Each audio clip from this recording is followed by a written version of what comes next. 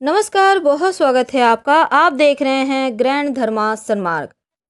श्री दुर्गा का पंचम रूप श्री स्कंद माता है। श्री स्कंद कुमार, जिन्हें हम कार्तिकेय जी कहते हैं, उनकी माता होने के कारण इन्हें स्कंद माता कहा जाता है। नवरात्रि के 5वें दिन इनकी पूजा और आराधना की जाती है। इनकी आराधना से विशुद्ध चक्र के जागृत होने वाली सिद्धियां स्वतः ही प्राप्त हो जाती है। मनुष्य सुख शांति प्राप्त करता है और सिंह के आसन पर विराजमान कमल के पुष्प से सुशोभित 2 हाथों वाली यशस्विनी देवी स्कंद माता शुभ दायिनी है। माँ स्कंद माता सूर्यमंडल की अधिष्ठात्री देवी हैं और 4 भुजाओं से सुशोभित माता के दाहिनी तरफ की नीचे वाली भुजा जो ऊपर की ओर उठी हुई है, उसमें कमल पुष्प है। बाईं तरफ की ऊपर वाली भुजा में बरमुद्रा और नीचे वाली भुजा जो ऊपर की ओर उठी हुई उसमें कमल पुष्प लिए हुई हैं। इनका वर्ण शुभ है। कमल पर आसन पर विराजमान रहती हैं और इन्हें पद्मासना देवी भी कहा जाता है। इनकी उपासना करने से अलौकिक तेजमयी प्रकाश की प्राप्ति होती है और इनका अगर आप आराधना करते हैं तो संतान का सुख मिलता है, संतान की प्राप्ति होती है और संतान आपका आगे चलकर बहुत ही नाम रोशन करता है। नवरात्र में माँ दुर्गा के सभी अवतारों की पूजा करने से जीवन में आने वाली परेशानियां दूर होती है और सुख समृद्धि आती है। ज्योतिष शास्त्र के अनुसार जिन लोगों की जन्म कुंडली में बृहस्पति कमजोर होता है, उन्हें माँ स्कंद माता की पूजा जरूर करनी चाहिए। इससे आपके बृहस्पति संबंधी अशुभता दूर होती है और बृहस्पति ग्रह मजबूत होता है। बृहस्पति जो आपके पढ़ाई का कारक है, यानी जो विद्यार्थी हैं उनके लिए भी ये दिन बहुत अच्छा है। आपका उच्च पद के कारक हैं और मान सम्मान संतान के कारक हैं। तो नवरात्र के 5वें दिन जब आप माँ स्कंद माता जो शेर पर सवार होकर आती हैं, इनकी आराधना करते हैं तो शांति भी अनुभव होती है और मोक्ष के द्वार खुलते हैं। क्योंकि स्कंद माता को पद्मासना देवी कहते हैं, इनकी गोद में कार्तिकेय जी बैठे हुए हैं, इसीलिए इनकी पूजा करने से कार्तिकेय की पूजा अपने आप हो जाती है, वंश आगे बढ़ता है, संतान संबंधी सारे दुख दूर हो जाते हैं, घर परिवार में हमेशा खुशहाली रहती है और कार्तिकेय की पूजा से मंगल भी मजबूत होता है। माँ स्कंद माता को सुख शांति की देवी भी माना गया है। इनकी पूजा कैसे करेंगे? आप स्नान वगैरह करके पीले कपड़े पहनिए और फिर माँ की पूजा करना है। माँ को पीले पुष्प अर्पित करें क्योंकि माँ को पीले रंग बहुत पसंद है। इस दिन कथा सुनने का भी विधान है, कथा भी हम आपको बताएंगे, लेकिन आइए जानते हैं सारांश में कैसे माँ की आराधना करें। तो स्नान वगैरह करके पीले कपड़े पहने, अब माँ को पीले पुष्प अर्पित करें। अगर गेंदे की पुष्प है तो और भी अच्छा है, उन्हें अर्पित कीजिए। फिर माँ को, अगर आपको संतान प्राप्ति आप चाहते हैं सरलता से हो जाए, कष्ट दूर हो जाए, संतान के जीवन में कोई परेशानी है तो वो दूर हो जाए, इसके लिए माँ को जरूर मनाइए। और इस दिन बृहस्पति संबंधी समस्या भी दूर होता है, इसीलिए आप पीला कपड़ा ही पहनकर पूजा करें। माँ को पीले पुष्प पीले फल अर्पित करें।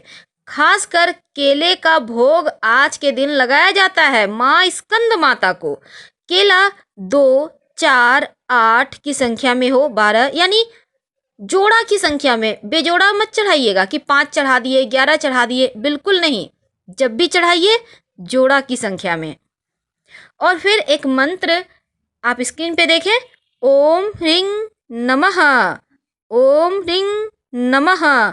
इस मंत्र का आप कम से कम 108 बार जप करें। फिर माँ से संतान की प्राप्ति के लिए प्रार्थना करें। अगर संतान का डेवलपमेंट चाहते हैं, आपका बच्चा पढ़ लिख कर खूब नाम रोशन करे, ऊंचाइयों पर पहुँचे, तो उसके लिए प्रार्थना करें। चूँकि माँ को आप केले का भोग लगाइएगा और इस केले को प्रसाद के रूप में ग्रहण करना है। आपके बच्चे हैं तो बच्चों को भी खिलाइए और इस माँ स्कंद माता को केले का भोग लगाकर खाने से आपका बृहस्पति मजबूत होता है। अगर संतान की प्राप्ति के लिए प्रयासरत हैं तो एक मंत्र है, स्क्रीन पे देखें, नंद गोप गृहे जाता यशोदा गर्भ संभवा ततस्तो न यस्यामि विंध्याचल निवासिनी। ये संतान गोपाल मंत्र है। इस मंत्र का जप आप कर सकते हैं, संतान प्राप्ति सरलता से होगी। इस दिन विशेष उपाय भी किए जाते हैं। तो चलिए जानते हैं वो उपाय क्या है। देखिए, सबसे पहली बात, माँ स्कंद माता को, जो संतान इसका मतलब होता है बीज स्वरूप, और बीज यानी नारियल। अब माँ को लाल चुनरी में लपेटकर नारियल अर्पित करें। अगर आपके पास चुनरी नहीं है तो फिर आप इसको लाल मौली धागा लपेट लें नारियल के ऊपर एक दो बार और माँ को अर्पित करें। इस नारियल को पूरे साल सुरक्षित बनाए रखिएगा, फेंकिएगा मत, ना ही फोड़ के खा लीजिएगा। इसको रखिए पास में।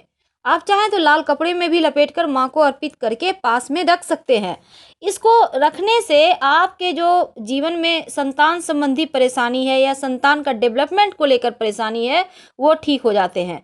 अगले साल इसको आप कहीं पास के मंदिर में रखाइएगा। तो ये उपाय कीजिए, आपका संतान खूब उन्नति करेगा। आप चाहें तो नदी में भी, पानी में, तालाब में बहा सकते हैं। माँ स्कंद माता की आराधना में हल्दी के विशेष प्रयोग भी किए जाते हैं। क्या करेंगे?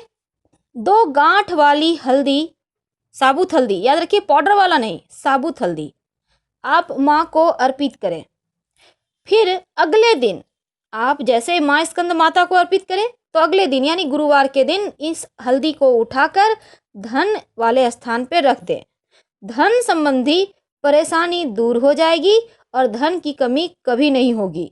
अमूमन जरूरत के समय आपको धन मिल ही जाएगा। वैसे तो आप घर में कपूर जलाकर, शाम में कपूर और लौंग जलाकर आप जरूर दिखाया करें। इससे घर में कलह कलेश नहीं होती, नकारात्मक ऊर्जाएं समाप्त हो जाती है। माँ स्कंद माता की कथा भी सुनने का इस दिन विधान है। पौराणिक कथा के अनुसार तारकासुर नाम का एक राक्षस ब्रह्मा जी को प्रसन्न करने के लिए कठोर तपस्या करने लगा। कठोर तप से ब्रह्मा जी प्रसन्न हुए और उसके सामने प्रकट हुए। अब ब्रह्मा जी ने उनसे वरदान मांगने को कहा। वरदान के रूप में तारकासुर ने अमर करने के लिए कहा। तब ब्रह्मा जी ने उसे समझाया कि इस धरती पर जिसने भी जन्म लिया है उसे मरना ही है। निराश होकर उसने ब्रह्मा जी से कहा कि प्रभु, ऐसा कर दें कि भगवान शिव के पुत्र द्वारा ही उनकी मृत्यु हो। अब तारकासुर की ऐसी धारणा थी कि भगवान शिव तो विवाह नहीं करेंगे, इसलिए उसकी मृत्यु नहीं होगी। ब्रह्मा जी ने उसे वरदान दिया और अदृश्य हो गए। इसके बाद उसने लोगों पर अत्याचार करना आरंभ कर दिया। तब तारकासुर के अत्याचारों से परेशान होकर सभी देवतागण भगवान शिव के पास पहुंचे और मुक्ति दिलाने की प्रार्थना की।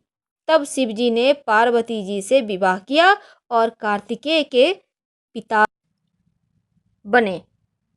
फिर बड़े होने के बाद भगवान कार्तिकेय ने तारकासुर का वध किया और स्कंद माता भगवान कार्तिकेय की माता है।